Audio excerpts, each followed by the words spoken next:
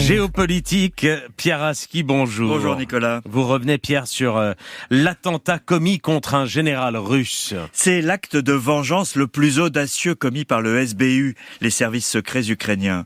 L'assassinat hier à l'aube du général Igor Kirillov, chef de la division des armes chimiques et bactériologiques de l'armée russe, est un acte de guerre transgressif qui vise le cœur de l'appareil militaire russe au sein même de sa capitale, Moscou.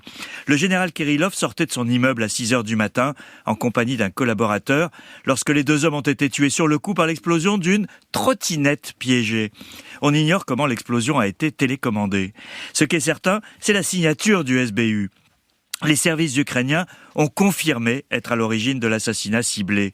La veille, ils avaient publié la photo d'Igor Kirillov en l'accusant d'être à l'origine de l'usage de produits chimiques interdits sur le champ de bataille qui ont envoyé quelques 2000 soldats ukrainiens à l'hôpital avec des malaises.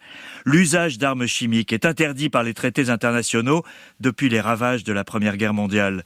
Le régime syrien déchu de Bachar el-Assad s'était illustré par leur usage contre les populations civiles en toute impunité. Et pourquoi, Pierre, l'Ukraine a-t-elle choisi le moyen de l'assassinat ? Alors pour deux raisons, Nicolas. D'abord parce que l'exemple syrien montre qu'il est impossible de faire condamner un pays qui viole le droit international lorsqu'il est protégé par le veto d'un membre permanent du Conseil de sécurité de l'ONU.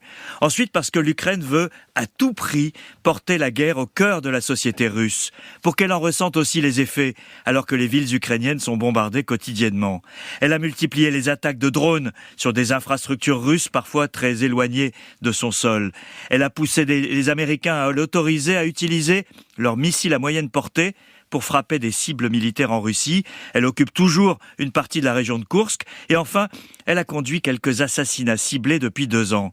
Les premiers ont visé des agents de la propagande russe. Daria, la fille de l'idéologue ultranationaliste Alexandre Douguine, a ainsi été tuée dans un attentat à la voiture piégée en 2022.